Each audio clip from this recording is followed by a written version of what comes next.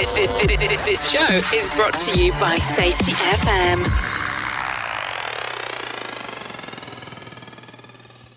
And from the border of liberty and prosperity and the highway to the north, this is Safety Wars for Wednesday, November 16, 2022. I am your very energetic host tonight, Jim Posel. I think that the COVID malaise I've been in for the last 2 weeks has finally lifted. Thank Jesus Christ, my Lord, right now. I'm feeling great.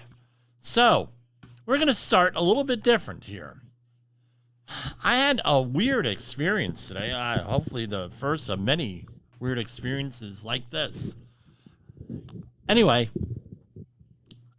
if you follow me on LinkedIn, Jim Posel, Jim, P as in Peter, O-E, S as in Sam, L as in Lima, and, right? That's how you spell my name. You follow me on there, and like and follow me and everything. I'm on all the social media, Safety Wars, and everything else, right? Anyway, I shared a post from a guy, Jordan Guerrera, and I mean, this thing, for whatever reason, I went viral. We're talking like a boatload. I mean, like well into the five figures here. And I was just the number of impressions and analytics. I get the premium service on LinkedIn. And I apparently hit a raw nerve here when I posted this. And then I got to thank the original poster here. And I just I just changed the screen here. So what was the post? It's real simple. Let me get it back here. All right. This is, I think we could all relate to this in the safety field, where there are companies out there that put people in charge who don't realize what they're getting with a safety professional. They don't value safety. There's not money in the budget to have a safety person, or they think we're just going to get somebody just to throw in the role, and it's not going to be a career. You're going to be a bench warmer, or you're going to have a sit-down job. Throw somebody in there. I work with my extended family doing safety for their corporations, and before I got my credentials and letters out to my name, it was like a nightmare. Let's see. Everybody has the same last name, and you're going to put this guy in that safety. I don't think he's qualified. Then you end up sending over like a Q&E package of like 5 pages long, plus another 20 pages certifications. Oh, well, he's a safety professional, right?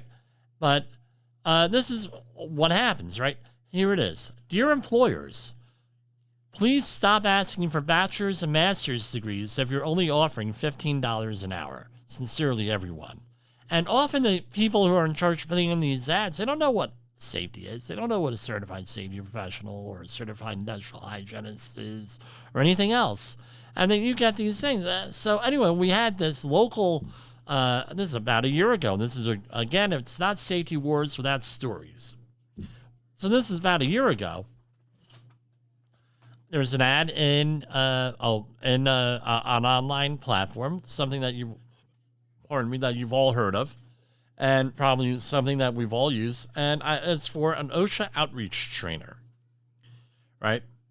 And I go in, and I call, and I said, okay, blah, blah, blah. We set up an interview, and I'm on the phone. We're in the middle of COVID. We're doing the thing, and we're going through there, and it's going pretty good. I said, okay, so let me get this straight. I'm going to be supplying all the training materials. We'll make the copies, whatever we need, but I'm going to be supplying all the training materials. I'm going to be keeping track of all the paperwork. I'm going to be doing the training and everything else with this, and you're going to have anywhere from 30 to 40 people per class. They said, yes. I said, okay, how much are you going to, what's the pay rate on this? They said $200 a day. I said, what? You're going to have 30 to 40 people per class for 10-hour courses and 30-hour courses, outreach courses. You need somebody with the credential, and you're going to be paying them $200 a day on a per diem rate. You're a contractor, basically. Yes. I said, what are you talking about? I said, you should be, like, the pay rate for this is anywhere from somewhere a lot more than this. I said, you're making anywhere from $6,000 to $15,000 per class by your own numbers, according to your website. You should be paying the instructor, right, somewhere between $400 to $400 a day up to even $1,000 a day for doing this, for the amount of pay. Well, that's not what we pay. And the woman got very nasty with me on the thing. I said, no, I'm willing to negotiate. You need a trainer. I'm looking for a situation. Oh, no.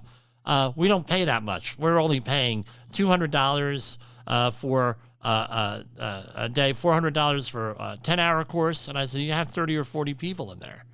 And so you're paying for the cards? They said, no, you're paying for the cards. I said, so in reality, we're making about $120 a day here. And it's just, you want to pull your head out. I've gone to other job interviews, and it's the same deal. You go to these places. Well, we need you to be working on a construction job, a demolition, and guess what? You're going to be making $55,000 a year. And it's like, okay, what is there a per diem rate thrown in there for the housing and this and that food? No, everything. I'm not asking for anything more than what's legally allowed. It's $50 a day per diem, and you gotta get a hotel and you gotta get that. It's like, I don't think you're looking for a safety professional. I think you're just looking for like a college intern or something doing an internship. They said, well, it's not in the thing. This is what it is. You're a non-production position, and you should not even be making any money at all. You should be, we're doing you a favor. A big favor by doing that. I said, well, it's not a matter of doing favors or not here. It's getting no, I'm not doing you a favor by working there, right?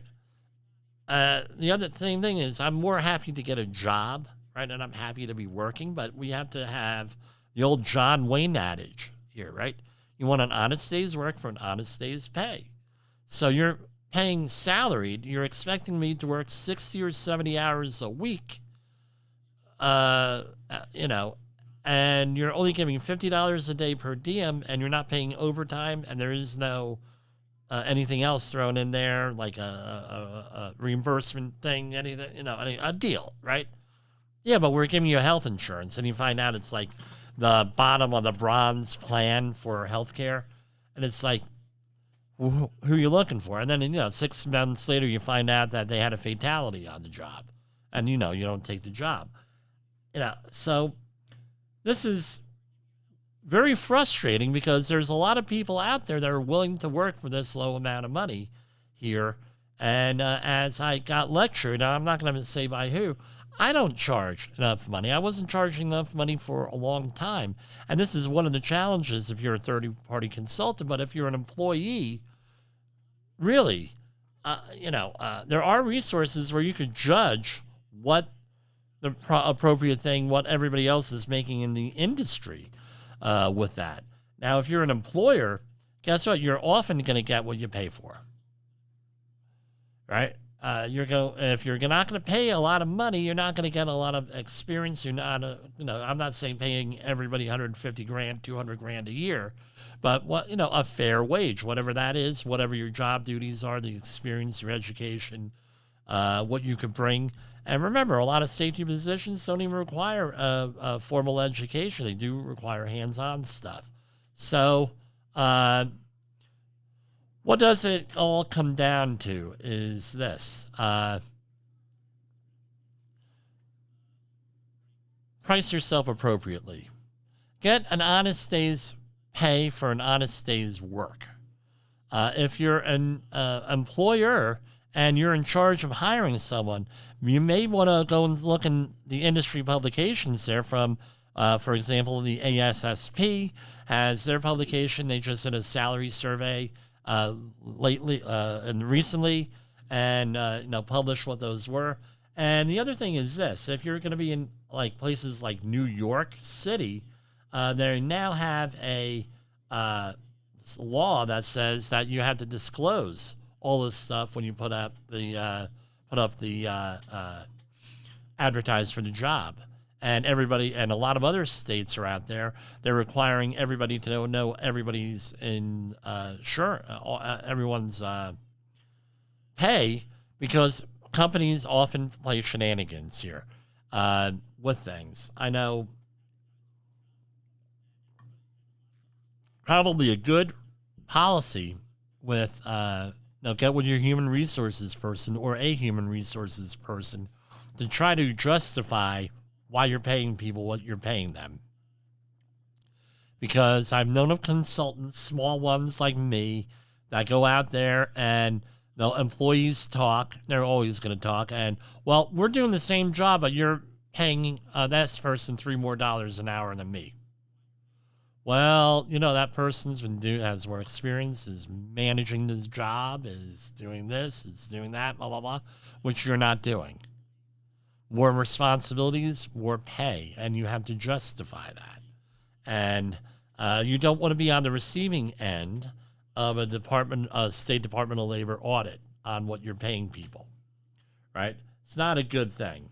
So we're going to take a break, our first break, and we'll be back after that. In the professional safety community, communication and planning are just a few keys to your program's success. The question many practitioners have is, where do I start?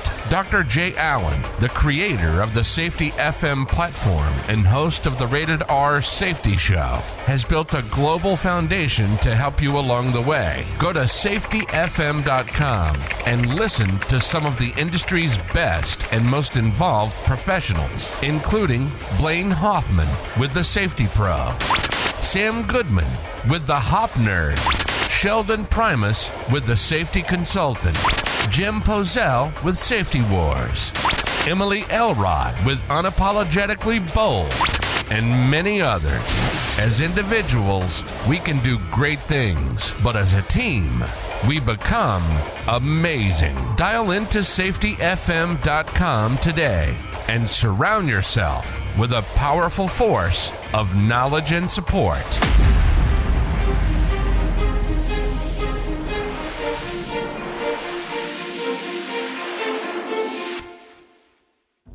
OSHA recordables, first aid cases, catastrophic losses. You want answers? So do I. This is Jim Polzel with Safety Wars. All right, welcome back, everybody. So I am, there's some evidence that we have some new listeners out there tonight. I'm getting some messages going back and forth and everything else. So who am I? My name is Jim Polzel. I'm a certified safety professional, your host here at Safety Wars Live. I have been doing safety consulting for a very long time. We'll just leave it at that. And I own a company, JCP Technical Services, who also owns Safety Wars. And this is Safety FM that you're listening to, where we have 17 or 18, I don't know how many right now, other podcasters and hosts that discuss safety. That's what we do. We also have Radio Big, which is on iHeartRadio and on Live 365. That's basically a music station and has a Jay Allen show on, which discusses safety every morning from 7 a.m. Eastern Time to 8 a.m. Eastern Time, and also plays music. So that's who we are. What do? I do safety training. I man projects. I do safety auditing. I write safety plans, and I have a whole team of people working with me, helping me to do that. And that's what we do. We're here. You can reach me on social media, LinkedIn, Jim Polzel, P as in Peter, O-E, S as in Sam, L as in Larry. That's also on Instagram and on Facebook. So that's where I am. We're going to be expanding this into more video in the very near future. It's just a matter of doing things. So, basically I do field work all day, every day. And I do get a break, and that's when I do videos. So That's what we do. And what do we do here on Safety Wars? We talk about the news, and we have some commentary, and which we just gave at the beginning of the program, the commentary, because it seemed appropriate, and I had promoted it on LinkedIn, so I wanted to do that first thing. And now, where are we here? Let's talk. We haven't really spoken about this in the last couple of days here, is money. Dow Jones Industrial fell slightly today to 33,553. S&P 500 fell slightly, 39.58. NASDAQ down 1.54% to 11,183. Russell 2000 fell to 1853.17. 10-year U.S. Treasury note is at 3.7. And Bitcoin came up slightly today to 16,713.03, and crude oil came down slightly to under $85 a barrel, 84.96. Now, let's talk about precious metals. Here we have gold is holding steady at 1782.70, silver at 2163, platinum at 1,020, and palladium at 2107. So that's where we are with the precious metals. Bitcoin has been going through a lot of upheaval lately. It fell significantly because of some bankruptcies in some of the exchanges, and the allegations of fraud going back and forth, and Ponzi scheme. I don't know. We'll let the Justice Department figure things out on that. In our swamp, and let's talk about the swamp briefly here. So, we normally do not talk about politics here at Tune Depth other than just say things factually, not what our opinions are necessarily. But I would like to think that my discussions here are nuanced enough that people could figure out a lot of my politics. So today, the most sources are out there projecting the Republicans have taken over the majority in the House of Representatives. That came out late this afternoon. They hit the magic number at 218. Democrats at 211. And we do have how many? Let's see. Let's do the math here. 218 and 211 is...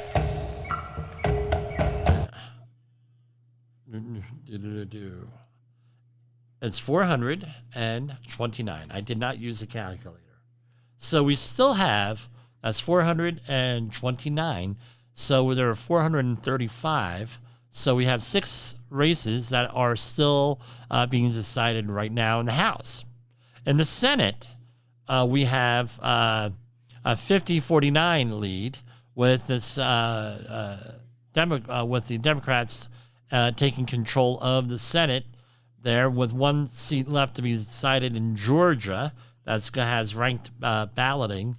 I'm sorry, not ranked. That is requiring a runoff. So what's the holdup on the counting here? In Alaska, they have ranked voting, and they're going to divvy up those votes on November 23rd, which is is that Thanksgiving or the day before Thanksgiving?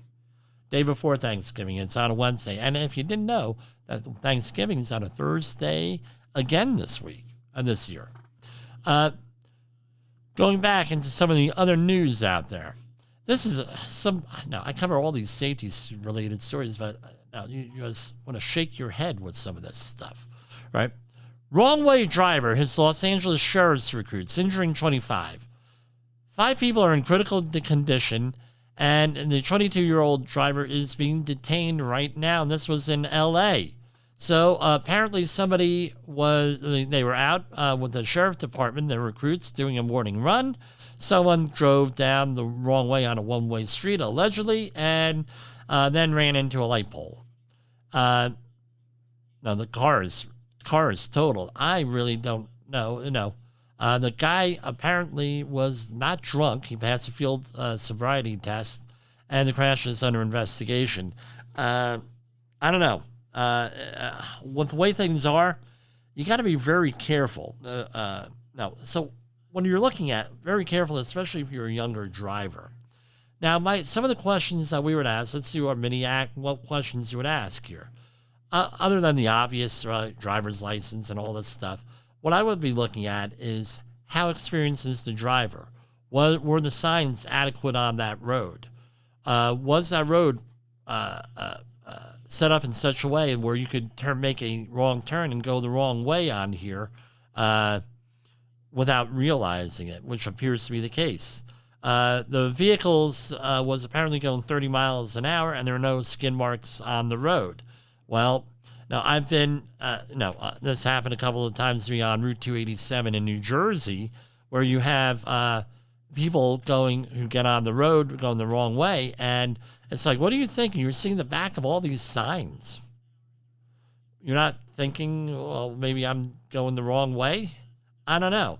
And all the exits are on the left, not on the right, but I don't know. That's what I would be looking at is, how was this set up on here? Now, the insurance companies are always going to say, well, who's liable, blah, blah, blah. Well, thank God nobody was hurt. And, thank God nobody was killed here. People were hurt. You see all these drivers. See all these people running here. Now, 75 recruits. You're not going to see that? I don't know. What else is going on there? Was the person on the phone?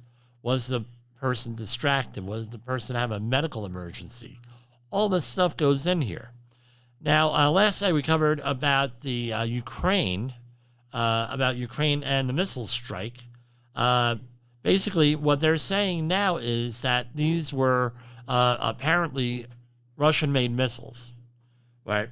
Well, Ukraine used to be a Soviet satellite, used to be a Soviet part of the Soviet Union, USSR, and essentially, they have a lot of Russian-made weapons. They have a lot of old Soviet things in their arsenal.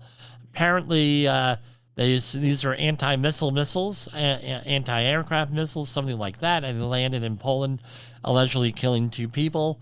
Thank God, doesn't look like anyone's going to war here. But let's remember, look back. I remember what happened yesterday, because the people who are screaming for an attack, and there were a lot of people out there screaming for an attack, turns out they did an investigation, and guess what? Russia's probably not responsible for this. On this, remember that.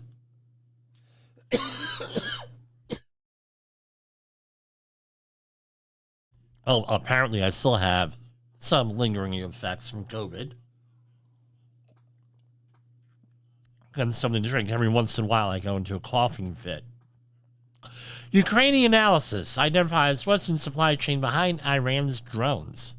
So Iran is using Western technology and apparently Western parts in their drone program.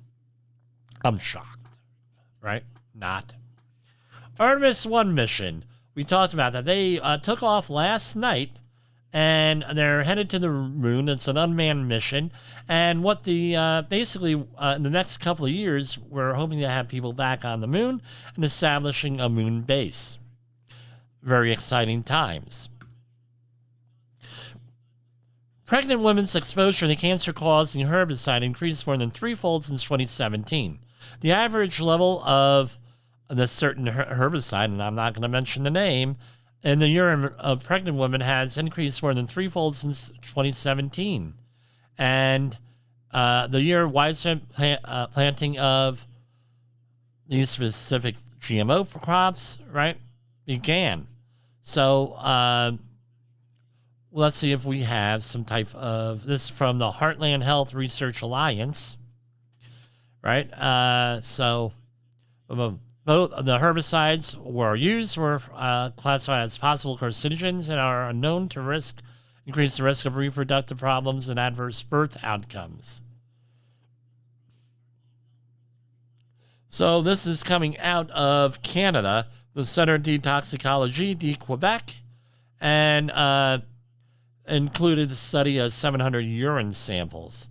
So basically, what are the findings of this study that they did? The average level of this chemical in urine of pregnant women has increased 3 to 4-fold just since 2017.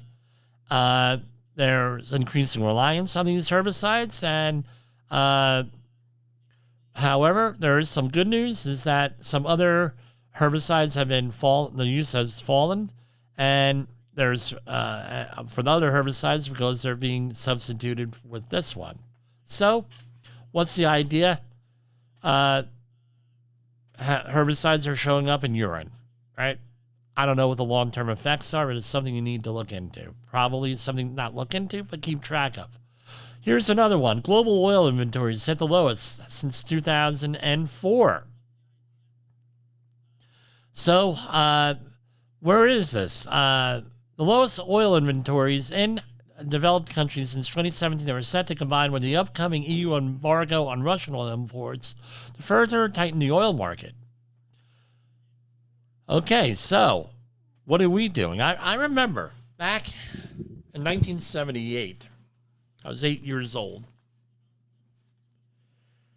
Sorry, when we had the oil crisis here with the ban on oil from Iran, and I remember lines to get gas. I mean, it was like an afternoon deal to get gas, right? Gasoline, and that was when everybody had the big gas guzzlers.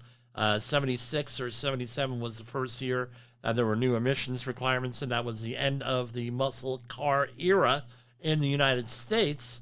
And they came out with more fuel-efficient cars and more EPA fuel-efficient ratings, right? And that continues on till today. Every couple of years, they make things more efficient. But basically, it was a nightmare. I mean, every family out there, now, it was and I'm having to deal with this now, wood-burning stoves. Every family seemed to have a wood-burning stove. Every family, the thermostat did not go above 67 degrees in the postal household until sometime in the late 1980s, because we were always saving fuel, conserving fuel. It's not like you could go out and buy a car and get 40 miles to the gallon. Most of the cars only got 10 to 15 miles to the gallon. So I think we're headed back to that this year. With the prices of energy going up, using less energy, less carbon emissions, things of that nature. I don't know where this is going to end up, because I know people are all nice and happy when they're warm and they're well fed.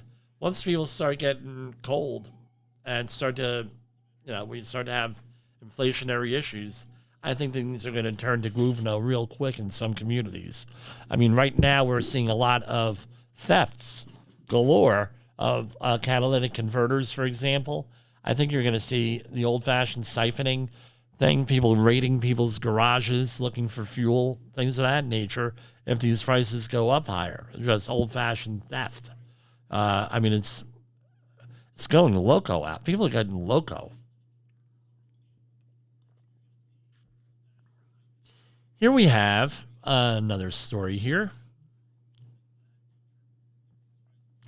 There was apparently a major terrorist attack prevented by the FBI. Missouri man was sentenced to 12 years in federal prison without parole today for attempting to purchase a chemical weapon capable of killing hundreds of people on the dark web with Bitcoin. A man, 46, I don't mention names here, of Columbia, Missouri, pleaded guilty to one count of attempting to acquire a chemical weapon and one count of aggravated aggravated identity theft in August 2020, according to court documents. And the suspect admitted that he attempted to acquire a chemical weapon on 2 occasions back in 2018.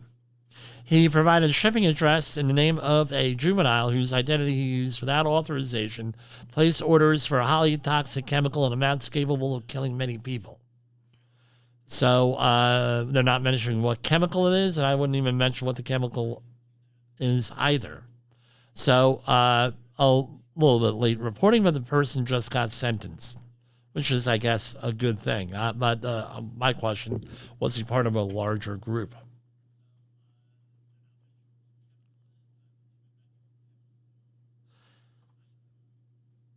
A thug plows over dead warriors memorial site and has this sick reply to the cops. So there was a thug, for lack of a better word, in Henderson, Kentucky, where I have been. Well, I've driven through that. Who went on an anti-American rampage. The hoodlum mowed down 160 crosses at a memorial site for those who paid the ultimate price for our country at the Memorial Day cross display. Why are we getting this months later here, This is at the beginning of the summer. 27-year-old. So he was driving a 1979 Ford Thunderbird and abandoned it. They tracked, and what did the hoodlum say? The hoodlum told them, what was it?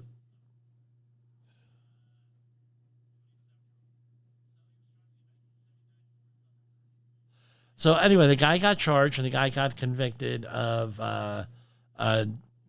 vandalism, basically. Amazing. Okay, we already covered that story. Here's a story out of London. Grabbing just 30 seconds of sunlight every morning can slash the chances of developing most types of cancer significantly. Early research by one of the United Kingdom's leading specialists says. Dr. Mohammed Munib Khan says that less than half of a minute's exposure to the sun's near-infrared light between sunrise and 9 a.m. may offer a higher level of protection to adults and children than eating 2,500 bananas or a kilogram of Brazil nuts per day. 2,500 bananas. Well, I read about a year ago that they were going through a huge banana shortage now, believe it or not. If you recall that old song, we have no bananas. Yes, we have no bananas today. There used to be a different type of banana back in the early part of the 1900s that was blighted and is very rare in the United States nowadays. And they moved into the new type of banana. And apparently, from what my father said, the old type of banana that they used to have was much better than this one. Might just be nostalgia talking there. But what the idea is,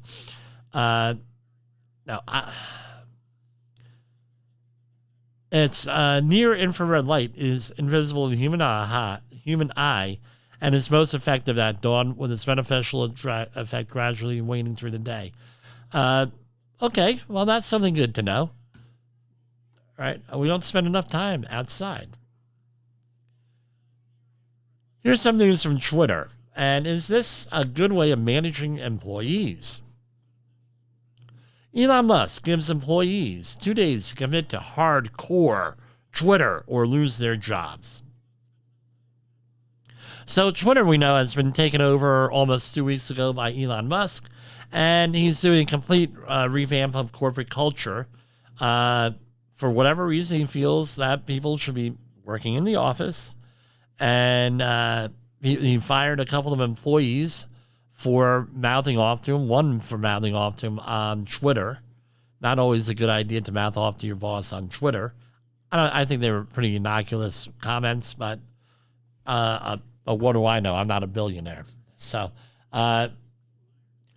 if you recall, right, and they're having growing pains, but basically what he says is, look, we got to get this stuff, get the show on the road here, get things back up and running here, and make this a profitable company. And he's basically getting rid of what he sees as useless people, useless positions, or anything else. I don't know what that's going to do for the rest of the company. I've been involved with a lot of companies over the years where they have done this. They've just gone out there and wantonly fired people, laid people off, done all these huge cutbacks, and either it becomes a hellish place to work for the people remaining, and then you get more turnover, or it turns the company completely around, and because they're quote unquote getting rid of dead wood.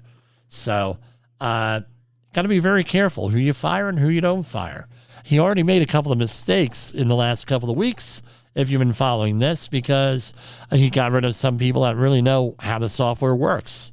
And what he wants to do is make this more of an engineering company where we're going to be engineering the platform and everything else, not so much the software. There are other companies. Now, this is going on all over the place. Amazon is a big one, getting rid of a lot of oversight. Adobe Industries, my wife was reading, Adobe, right? Yeah, the software people with the Adobe suite, they have a layoff. They're apparently having a layoff also, and a lot of other software companies. So, not unheard of. How much is this related to Elon Musk's takeover versus just the ebb and flow of business? I don't know. But more to be seen, I guess. A lot of news on earthquakes. If we recall, earlier this week, or it might have been late last week, there were earthquakes in Louisiana. Now there are earthquakes right down the street in Texas. So, where is it in Texas? It's closer to the Colorado, Nevada, I guess that's Nevada, Utah, border all over there on the western part of Texas is what I'm looking at. You're talking, it's the third largest earthquake recorded in Texas history. Is there something else going on here with earthquakes? Just a little bit of disconcerting here. I got to brush up on my geography a little bit, right? So it's Arizona, Utah, Nevada, and Colorado. Isn't it? Let me get out the map.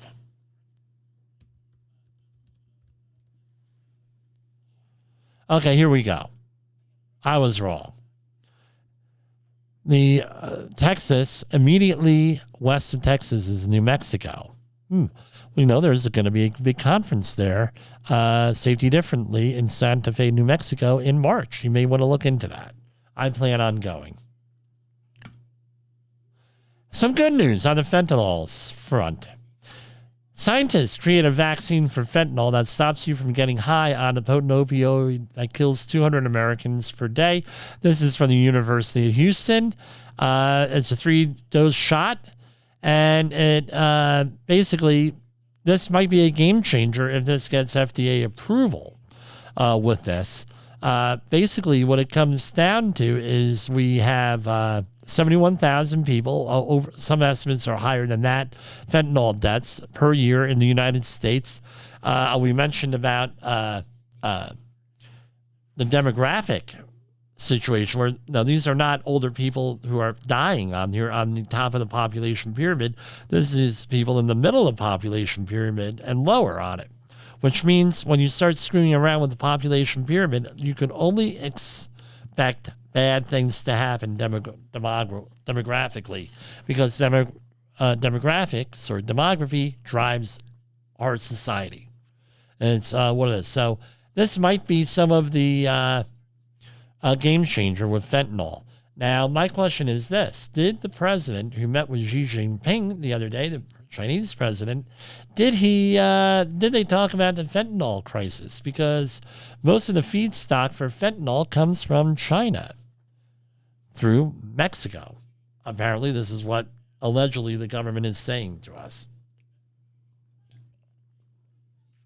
We're going to take a slight break, and I will see you after the break. You are listening to Safety Wars. Tomorrow's Safety Today. Is your safety training old, stale, and hackneyed? Is your safety trainer still preaching a warped version of behavior-based safety? How about safety training that actually addresses your hazards in your workplaces and is not standardized baloney from 25 years ago? Contact the Safety Wars team at safetywars.com or call Jim Posel at 845-269-5772. Remember, if you're receiving this message, you are the solution to unsafe workplaces.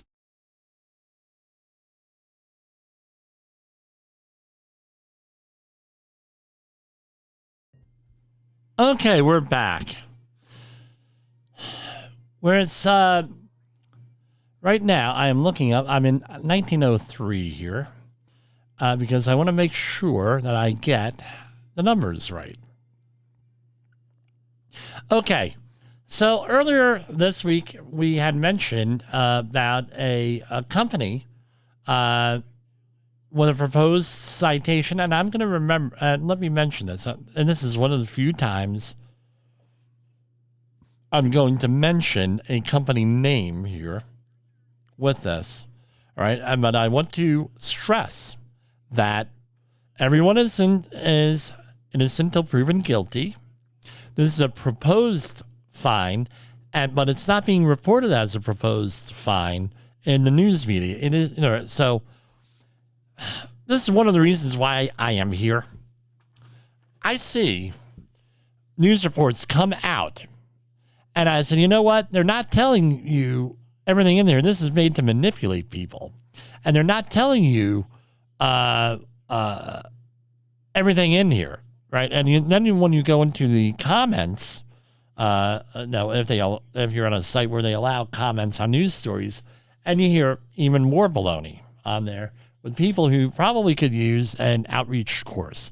And you can contact us at 845-269-5772 or jim@safetywars.com to schedule your outreach training. So basically, this is what it is. And all this stuff gets negotiated down, may be vacated and all things. So this is just a proposed citation. All right. Caterpillar is fined $145K after worker falls into pot of molten iron and is immediately incinerated, OSHA says.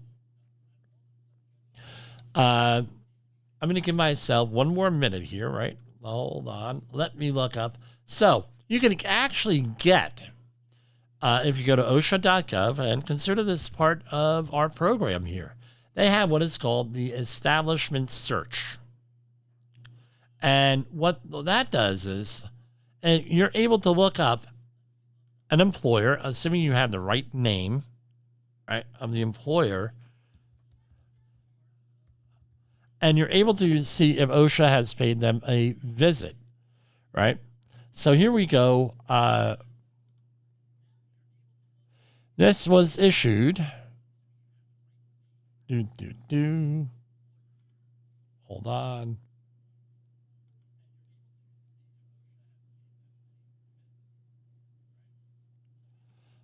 So we are looking up this particular company. Let's see.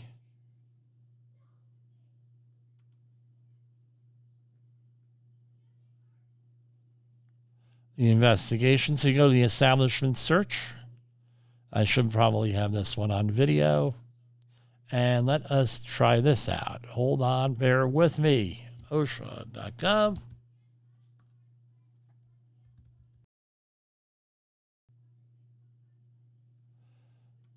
I cannot find that. This is very frustrating. Here, hold on. Because they do not have, and it's even more frustrating if you're on the other end, I'm sure. They should have the establishment search. I'm not going to BS anybody here. I ran out of news stories and commentary, and I wanted to do this one, but I wanted to hold off doing this until later on, until tomorrow, but I'm jumping ahead. So I am in the news release portion.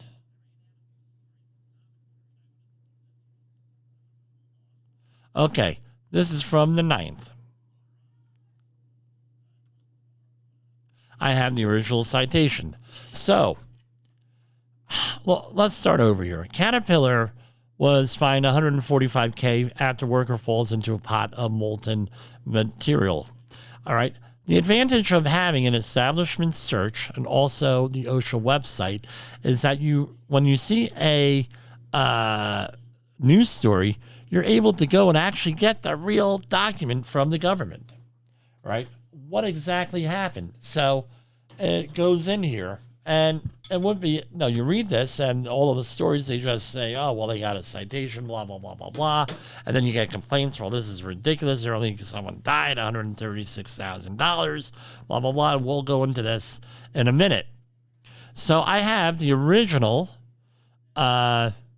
citation that they posted on their website. So this is citation notification of penalty to Caterpillar Incorporated. It's all on the public record and its successors. The inspection date was between 6/2 and 10/28, 2022. 10/28, they closed out the investigation. They issued it on the 11th, where the inspection was the 2nd of June. That means it probably happened on the 1st of June, and they have 6 months to issue the citation, which will bring that to December. And when did they issue this? In November. So a little bit over 5 months later, they issued this. Okay. You go through this, and it says, the law requires that a copy of this citation notification of penalty be posted immediately in a prominent place at or near the location of the violation cited herein. Or if it is not practicable, I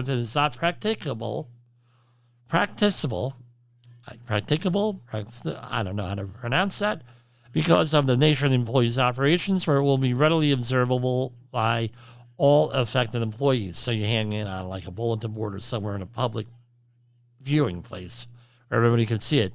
The citation must remain posted until the violations cited herein have been abated, or for 3 working days, excluding weekends and federal holidays, whichever is proper. So an informal conference is not required, but if you wish to have a conference, you may request one within 15 days. Again, you have to hit these numbers here, right? There are, you can have the right to contest, you have the right to an informal contest, a conference, and all this stuff.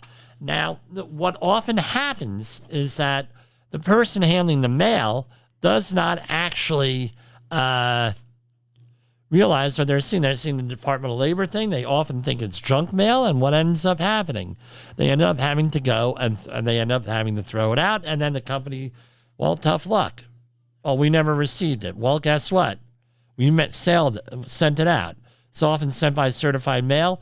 Maybe if the mail person or the person responsible is out of the office on vacation, what have you. This is the kind of thing that you have to be looking for when it comes in.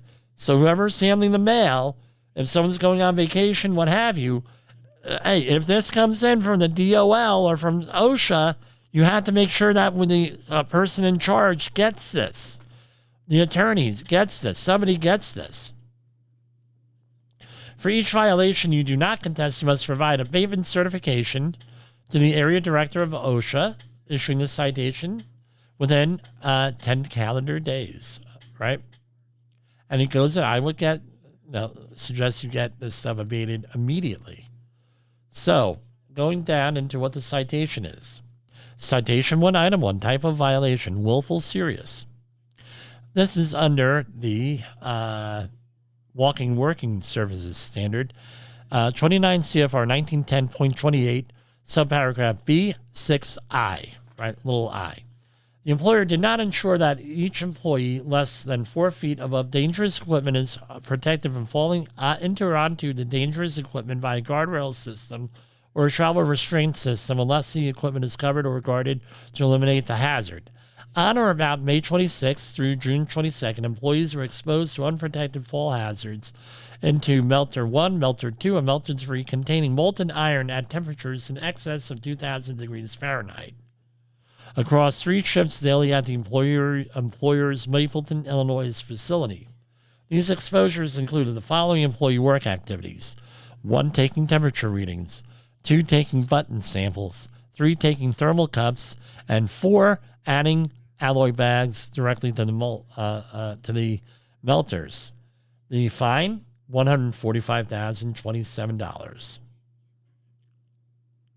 And they issued 1, right? Now, there's a lot of complaints out there. Well, first, man dying, you're proposing, and again, that might be getting negotiated down, settled, vacated, any of the above.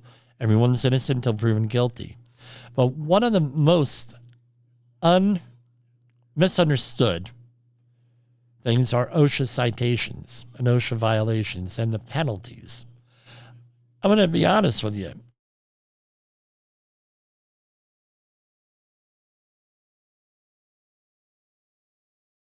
Pardon me. I thank God for the cough button here.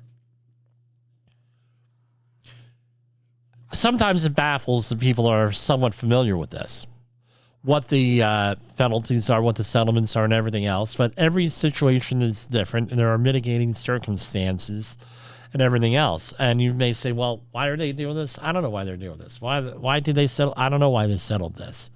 Why are they doing? We don't know. All right. I trust that they're doing the right thing.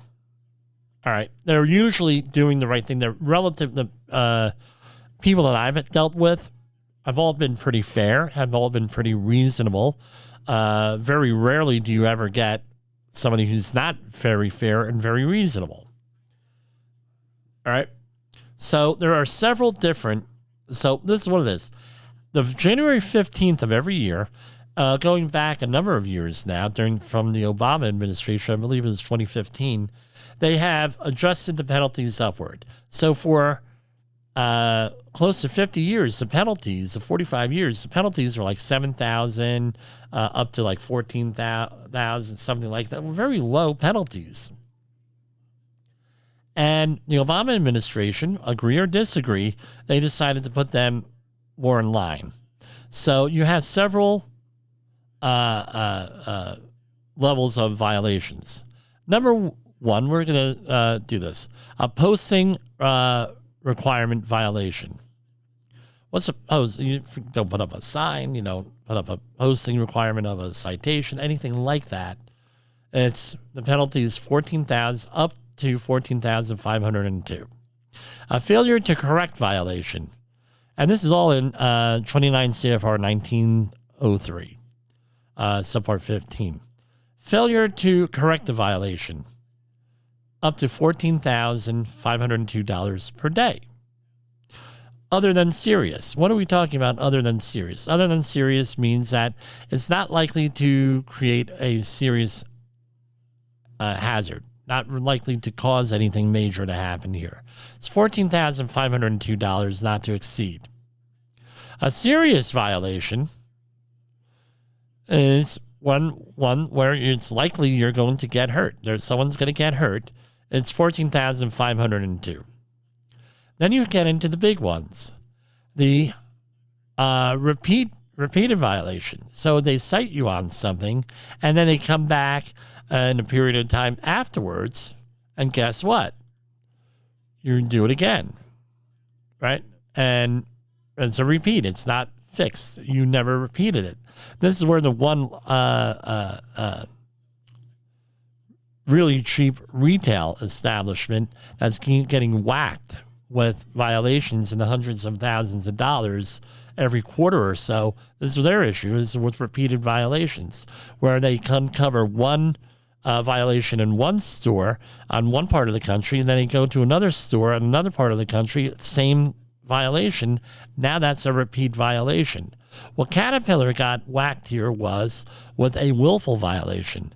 And the penalty for willful violation starts...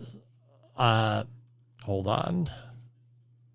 Got some back office stuff we're taking care of here, right? For a willful violation is anywhere from $10,360 and not to exceed $145,000, right? And $145,027. So Caterpillar got the proposed citation is the maximum. Now, let's talk about this. Depending on the size of your company and what you're able to negotiate down, right? And I assure you, for a willful violation or a serious violation, and if you have multiple ones, you're probably going to want to have to get, you're going to need an attorney at that point. I always recommend an attorney. Now, a small violation, a couple thousand, okay, we can always help you out on that. But we refer things, we have an attorney that we work with. When you're getting a willful violation or on these big numbers here, you need to bring in the big guns here, so to speak. No, figuratively, right? Bring in the person. These get negotiated down depending on the size of your company. and other mitigating factors. And sometimes OSHA will vacate things if you could argue in the informal conference and everything. Hopefully everything's taken care of at the informal conference. Now, I was involved in a fatality investigation where the person, there was a fatality, and OSHA cited it was very low, the proposed citation. And often what OSHA does, what I'm told by OSHA site people, is that they'll propose a small fine to get you to admit your guilt because they think there's going to be a civil case or a criminal case here. So if you can admit, hey, yeah, I violated OSHA, I violated something, now it makes it easier for a civil case to proceed on behalf of whoever got injured with that. So sometimes they do that. You also have, here's something else, right? With this, penalties shall not be proposed for de minimis violations which have no direct or immediate relationship to safety and health. So that's another thing I didn't mention.